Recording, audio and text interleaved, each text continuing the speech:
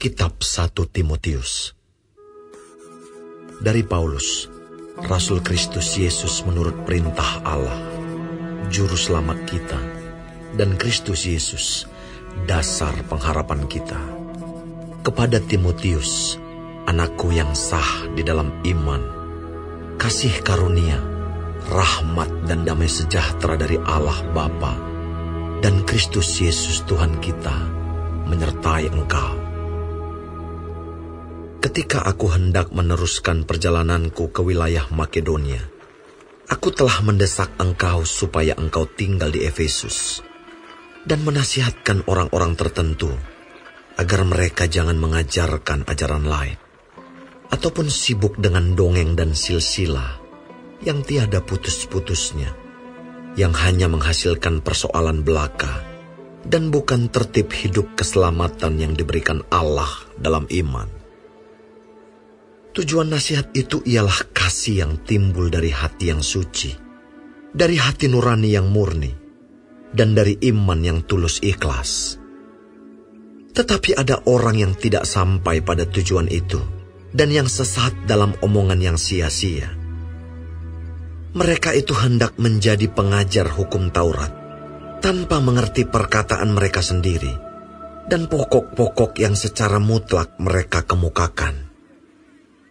Kita tahu bahwa hukum Taurat itu baik kalau tepat digunakan, yakni dengan keinsafan bahwa hukum Taurat itu bukanlah bagi orang yang benar, melainkan bagi orang durhaka dan orang lalim, bagi orang fasik dan orang berdosa, bagi orang duniawi dan yang tak beragama, bagi pembunuh bapa dan pembunuh ibu, bagi pembunuh pada umumnya, bagi orang cabul dan pemburit, bagi penculik, bagi pendusta, bagi orang makan sumpah, dan seterusnya segala sesuatu yang bertentangan dengan ajaran sehat, yang berdasarkan Injil dari Allah yang mulia dan maha bahagia, seperti yang telah dipercayakan kepadaku. Aku bersyukur kepada Dia yang menguatkan aku, yaitu Kristus Yesus, Tuhan kita, karena Ia menganggap aku setia dan mempercayakan pelayanan ini kepadaku. Aku yang tadinya seorang penghujat dan seorang penganiaya dan seorang ganas, tetapi aku telah dikasihaninya, karena semuanya itu telah kulakukan tanpa pengetahuan, yaitu di luar iman. Malah kasih karunia Tuhan kita itu telah dikaruniakan dengan limpahnya kepadaku, dengan iman dan kasih dalam Kristus Yesus. Perkataan ini benar dan patut diterima sepenuhnya. Kristus Yesus datang ke dunia untuk menyelamatkan orang berdosa, dan di antara mereka, akulah yang paling berdosa. Tetapi justru karena itu aku dikasihani, agar dalam diriku ini, sebagai orang yang paling berdosa, Yesus Kristus menunjukkan seluruh kesabarannya. Dengan demikian aku menjadi contoh bagi mereka yang kemudian percaya kepadanya dan mendapat hidup yang kekal. Hormat dan kemuliaan sampai selama-lamanya bagi Raja segala zaman, Allah yang kekal, yang tak nampak, yang esa. Amin. Tugas ini kuberikan kepadamu, Timotius anakku, sesuai dengan apa yang telah dinubuatkan tentang dirimu, supaya dikuatkan oleh nubuat itu, engkau memperjuangkan perjuangan yang baik dengan iman dan hati nurani yang murni. Beberapa orang telah menolak hati nuraninya yang murni itu, dan karena itu kandaslah iman mereka. Di antaranya Himeneus dan Alexander, yang telah kuserahkan kepada iblis, supaya jerah mereka menghujat.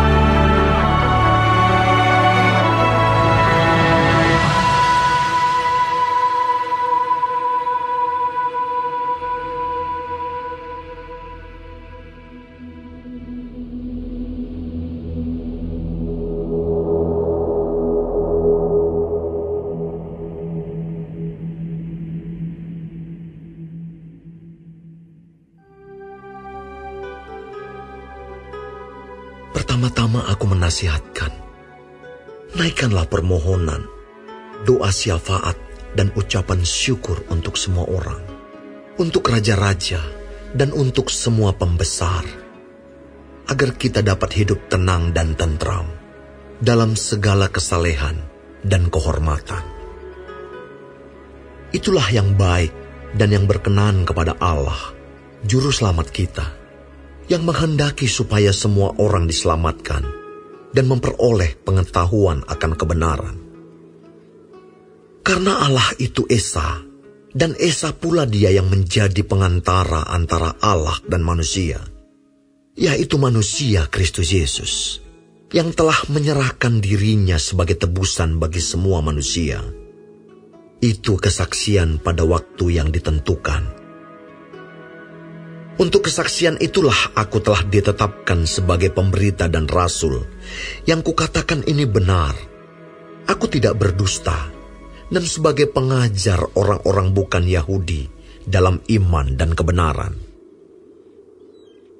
Oleh karena itu aku ingin supaya di mana-mana orang laki-laki berdoa dengan menadahkan tangan yang suci, tanpa marah dan tanpa perselisihan. Demikian juga hendaknya perempuan, hendaklah ia berdandan dengan pantas, dengan sopan dan sederhana. Rambutnya jangan berkepang-kepang, jangan memakai emas atau mutiara, ataupun pakaian yang mahal-mahal.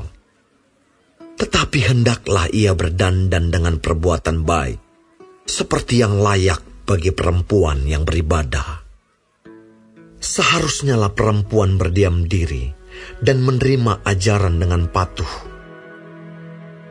Aku tidak mengizinkan perempuan mengajar, dan juga tidak mengizinkannya memerintah laki-laki. Hendaklah ia berdiam diri. Karena Adam yang pertama dijadikan, kemudian barulah Hawa. Lagi pula bukan Adam yang tergoda, melainkan perempuan itulah yang tergoda dan jatuh ke dalam dosa. Tetapi perempuan akan diselamatkan karena melahirkan anak, asal ia bertekun dalam iman dan kasih dan pengudusan dengan segala kesederhanaan.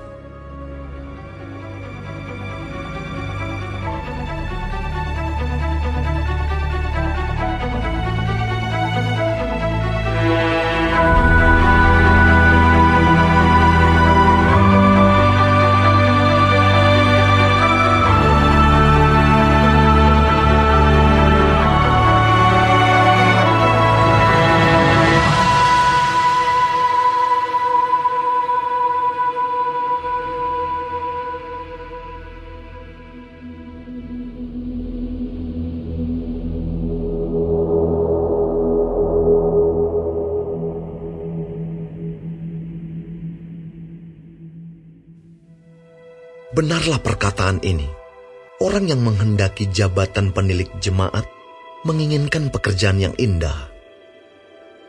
Karena itu penilik jemaat haruslah seorang yang tak bercacat, suami dari satu istri, dapat menahan diri, bijaksana, sopan, suka memberi tumpangan, cakap mengajar orang, bukan peminum, bukan pemarah melainkan peramah, pendamai, bukan hamba uang, seorang kepala keluarga yang baik, disegani dan dihormati oleh anak-anaknya. Jikalau seorang tidak tahu mengepalai keluarganya sendiri, bagaimanakah ia dapat mengurus jemaat Allah? Janganlah ia seorang yang baru bertobat, agar jangan ia menjadi sombong dan kena hukuman iblis. Hendaklah ia juga mempunyai nama baik di luar jemaat, agar jangan ia digugat orang dan jatuh ke dalam jerat iblis. Demikian juga diaken-diaken, haruslah orang terhormat, jangan bercabang lidah, jangan penggemar anggur, jangan serakah, melainkan orang yang memelihara rahasia iman dalam hati nurani yang suci. Mereka juga harus diuji dahulu, baru ditetapkan dalam pelayanan itu setelah ternyata mereka tak bercacat. Demikian pula istri-istri, hendaklah orang terhormat, jangan pemfitnah, hendaklah dapat menahan diri dan dapat dipercayai dalam segala hal. Diaken haruslah suami dari satu istri dan mengurus anak-anaknya dan keluarganya dengan baik. Karena mereka yang melayani dengan baik beroleh kedudukan yang baik, sehingga dalam iman kepada Kristus Yesus mereka dapat bersaksi dengan leluasa. Semuanya ini kutuliskan kepadamu, walaupun kuharap segera dapat mengunjungi engkau. Jadi, jika aku terlambat, sudahlah engkau tahu bagaimana orang harus hidup sebagai keluarga Allah, yakni jemaat dari Allah yang hidup, tiang penopang dan dasar kebenaran. Dan sesungguhnya, agunglah rahasia ibadah kita. Dia yang telah menyatakan dirinya dalam rupa manusia, dibenarkan dalam roh, yang menampakkan dirinya kepada malaikat-malaikat, diberitakan di antara bangsa-bangsa yang tidak mengenal Allah, yang dipercayai di dalam dunia, diangkat dalam kemuliaan.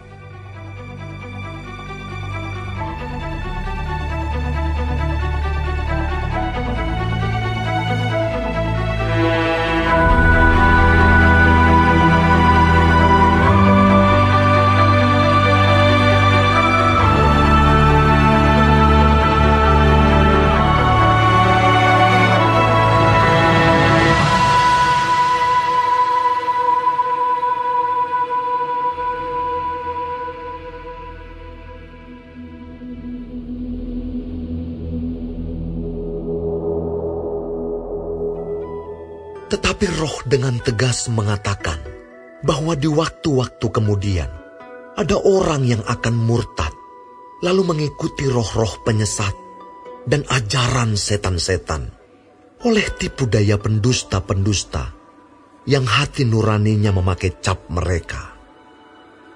Mereka itu melarang orang kawin, melarang orang makan makanan yang diciptakan Allah, supaya dengan pengucapan syukur dimakan oleh orang yang percaya dan yang telah mengenal kebenaran. Karena semua yang diciptakan Allah itu baik, dan suatu pun tidak ada yang haram jika diterima dengan ucapan syukur, sebab semuanya itu dikuduskan oleh firman Allah dan oleh doa. Dengan selalu mengingat hal-hal itu kepada saudara-saudara kita, engkau akan menjadi seorang pelayan Kristus Yesus yang baik, terdidik dalam soal-soal pokok iman kita, dan dalam ajaran sehat yang telah kau ikuti selama ini. Tetapi jauhilah tahayul dan dongeng nenek-nenek tua. Latihlah dirimu beribadah. Latihan badani terbatas gunanya, tetapi ibadah itu berguna dalam segala hal, karena mengandung janji, baik untuk hidup ini maupun untuk hidup yang akan datang. Perkataan ini benar dan patut diterima sepenuhnya. Itulah sebabnya kita berjerih payah dan berjuang, karena kita menaruh pengharapan kita kepada Allah yang hidup, Juru Selamat semua manusia, terutama mereka yang percaya. Beritakanlah dan ajarkanlah semuanya itu. Jangan seorang pun menganggap engkau rendah karena engkau muda. Jadilah teladan bagi orang-orang percaya dalam perkataanmu, dalam tingkah lakumu, dalam kasihmu, dalam kesetiaanmu, dan dalam kesucianmu. Sementara itu, sampai aku datang, bertekunlah dalam membaca kitab-kitab suci, dalam membangun, dan dalam mengajar. Jangan lalai dalam mempergunakan karunia yang ada padamu, yang telah diberikan kepadamu oleh nubuat, dan dengan penumpangan tangan sidang penatua. Perhatikanlah semuanya itu. Hiduplah di dalamnya, supaya kemajuanmu nyata kepada semua orang. Awasilah dirimu sendiri, dan awasilah ajaranmu. Bertekunlah dalam semuanya itu, karena dengan berbuat demikian, engkau akan menyelamatkan dirimu dan semua orang yang mendengar engkau.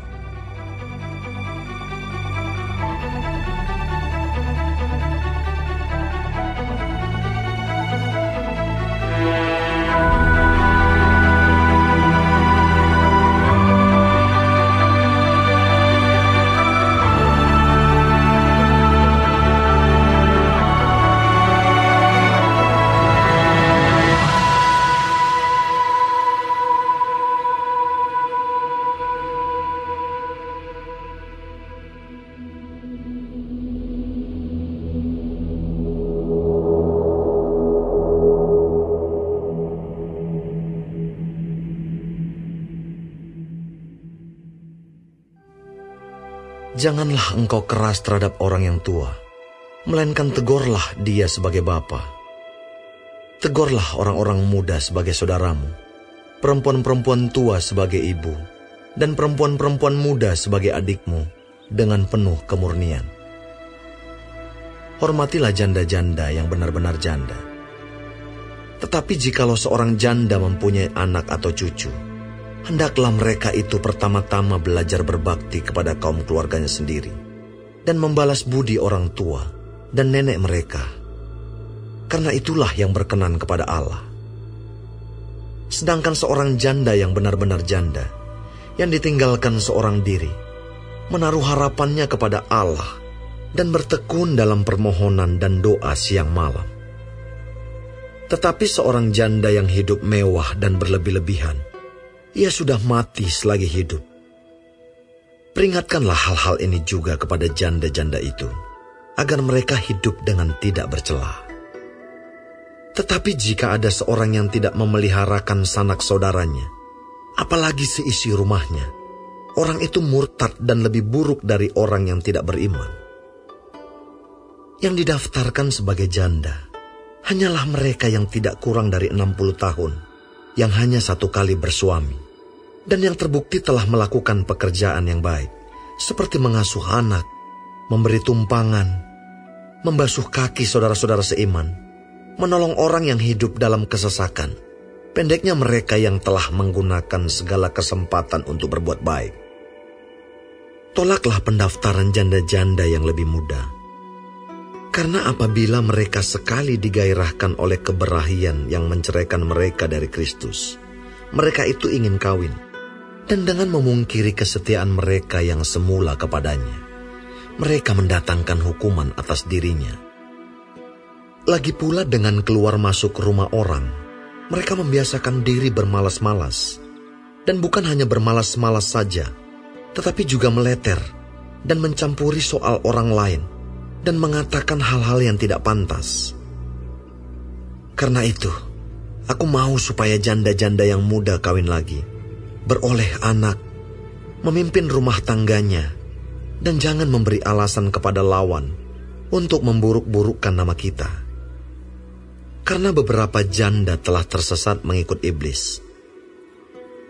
Jika seorang laki-laki atau perempuan yang percaya mempunyai anggota keluarga yang janda, hendaklah ia membantu mereka, sehingga mereka jangan menjadi beban bagi jemaat. Dengan demikian jemaat dapat membantu mereka yang benar-benar janda. Penetua-penetua yang baik pimpinannya patut dihormati 2 kali lipat, terutama mereka yang dengan jerih payah berkhotbah dan mengajar. Bukankah kitab suci berkata, "Janganlah engkau memberangus mulut lembu yang sedang mengirik." Dan lagi, seorang pekerja patut mendapat upahnya. Janganlah engkau menerima tuduhan atas seorang penetua, kecuali kalau didukung 2 atau 3 orang saksi. Mereka yang berbuat dosa hendaklah kau tegur di depan semua orang, agar yang lain itu pun takut. Di hadapan Allah dan Kristus Yesus, dan malaikat-malaikat pilihannya, kupesankan dengan sungguh kepadamu. Camkanlah petunjuk ini tanpa prasangka, dan bertindaklah dalam segala sesuatu tanpa memihak. Janganlah engkau terburu-buru menumpangkan tangan atas seseorang, Dan janganlah terbawa-bawa ke dalam dosa orang lain. Jagalah kemurnian dirimu. Janganlah lagi minum air saja, melainkan tambahkanlah anggur sedikit. Berhubung pencernaanmu terganggu dan tubuhmu sering lemah. Dosa beberapa orang menyolok, seakan-akan mendahului mereka ke pengadilan. Tetapi dosa beberapa orang lagi baru menjadi nyata kemudian. Demikian pun perbuatan baik itu segera nyata. Dan kalau tidak demikian, ia tidak dapat terus tinggal tersembunyi.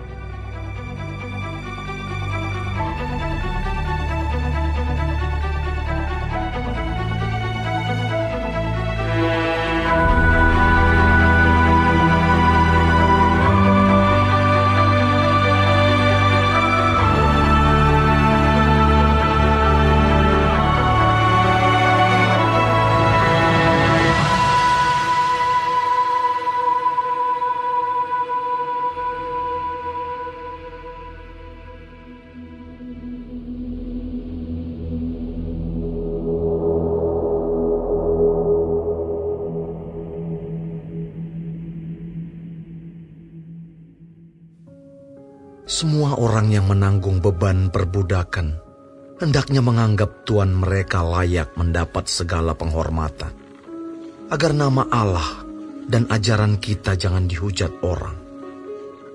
Jika Tuhan mereka seorang percaya, janganlah ia kurang disegani karena bersaudara dalam Kristus, melainkan hendaklah ia dilayani mereka dengan lebih baik lagi. Karena Tuhan yang menerima berkat pelayanan mereka ialah saudara yang percaya dan yang kekasih. Ajarkanlah dan nasihatkanlah semuanya ini. Jika seorang mengajarkan ajaran lain dan tidak menurut perkataan sehat, yakni perkataan Tuhan kita Yesus Kristus, dan tidak menurut ajaran yang sesuai dengan ibadah kita, ia adalah seorang yang berlagak tahu, padahal tidak tahu apa-apa. Penyakitnya ialah mencari-cari soal dan bersilat kata, yang menyebabkan dengki, cidra, fitnah, curiga, percekcokan antara orang-orang yang tidak lagi berpikiran sehat, dan yang kehilangan kebenaran, yang mengira ibadah itu adalah suatu sumber keuntungan. Memang, ibadah itu kalau disertai rasa cukup, memberi keuntungan besar. Sebab kita tidak membawa sesuatu apa ke dalam dunia, dan kita pun tidak dapat membawa apa-apa keluar. Asal ada makanan dan pakaian, cukuplah. Tetapi mereka yang ingin kaya terjatuh ke dalam pencobaan, ke dalam jerat, dan ke dalam berbagai-bagai nafsu yang hampa, dan yang mencelakakan, yang menenggelamkan manusia ke dalam keruntuhan dan kebinasaan. Karena akar segala kejahatan ialah cinta uang. Sebab oleh memburu uanglah beberapa orang telah menyimpang dari iman dan menyiksa dirinya dengan berbagai-bagai duka. Tetapi engkau, hai manusia Allah, jauhilah semuanya itu. Kejarlah keadilan, ibadah, kesetiaan, kasih, kesabaran, dan kelembutan. Bertandinglah dalam pertandingan iman yang benar, dan rebutlah hidup yang kekal. Untuk itulah engkau telah dipanggil, dan telah engkau ikrarkan ikrar yang benar di depan banyak saksi, di hadapan Allah yang memberikan hidup kepada segala sesuatu, dan di hadapan Kristus Yesus yang telah mengikrarkan ikrar yang benar itu juga di muka Pontius Pilatus. Kuserukan kepadamu, turutilah perintah ini dengan tidak bercacat dan tidak bercela, hingga pada saat Tuhan kita Yesus Kristus menyatakan dirinya, yaitu saat yang akan ditentukan oleh penguasa yang satu-satunya dan yang penuh bahagia, Raja di atas segala raja dan Tuan di atas segala tuan. Dialah satu-satunya yang tidak takluk kepada maut, bersemayam dalam terang yang tak terhampiri. Seorang pun tak pernah melihat dia, dan memang manusia tidak dapat melihat dia. Baginyalah hormat dan kuasa yang kekal. Amin.